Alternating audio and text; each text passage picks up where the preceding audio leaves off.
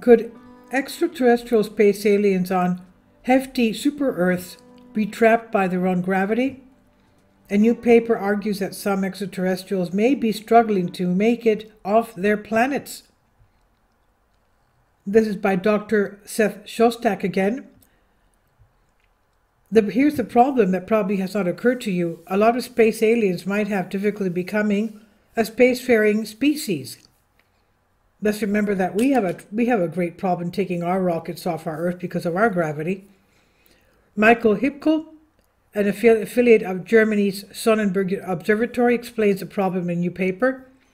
It's because most of the exoplanets we think would be suitable for spawning intelligent beings are larger than our Earth. They're called super-Earths, with diameters that are typically 1.2 to 2 times that of our own world. They're huge exoplanets. Such porky planets are 50% more common than Earth-sized worlds, they say, at least among the exoplanets we've found so far. So what does it have to do with an alien space program?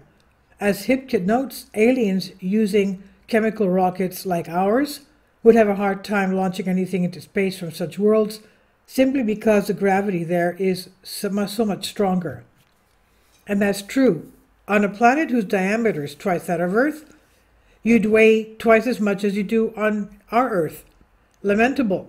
But if you assume that sending a spacecraft into the void from such a planet would require a rocket twice the size of its terrestrial counterpart, you're wrong. At least you're wrong if you're talking about a rocket of the type we use. Rockets like airplanes.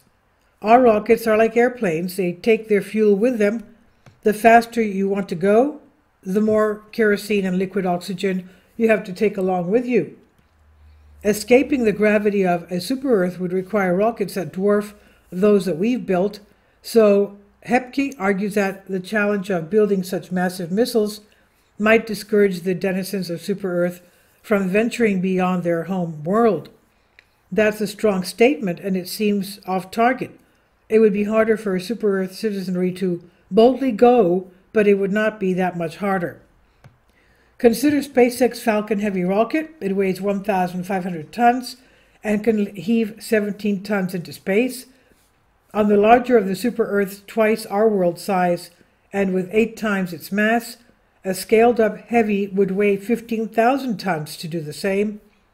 All other things being equal, it would be a little over twice as high as the Falcon, or 40% taller than Saturn V rocket that sent astronauts to the moon. And that would be an impressive hunk of hardware to have in your front yard, but nothing that Earthlings or Vulcans could not build. For most super-Earths, which are smaller than we've considered here, the engineering challenge would be even less formidable. Now, overestimating the challenges, some of Hipke's calculations seem to be in error, leading him to overestimate the challenges to space programs on super-Earths. But even if stronger gravity delayed the inhabitants of these worlds from getting off their planets by 50 or 100 years, you have to ask, so what? Does that bump in the road matter more than the fact that the larger size of their planet would delay the laying of telegraph cables from one continent to the other? Or that long-distance transport would be slower simply because the distances would be longer? Besides, a heftier world might have certain advantages. More gravity would mean a thicker atmosphere, which might speed the development of aviation. Greater acreage might bring a wider diversity of animals, possibly producing intelligence sooner than happened on our Earth. And one could expect more abundant natural resources on an oversized world. Planets of different sizes offer differing challenges to their inhabitants, but their really significant problems are unlikely to induce the fact that kerosene rockets would be a bit harder to build. The presence of a large nearby moon, a tempting target for space exploration, might be a greater factor in the development of spaceflight. 3 centuries ago, Gottfried Leibniz suggested that we live in the best of all possible worlds.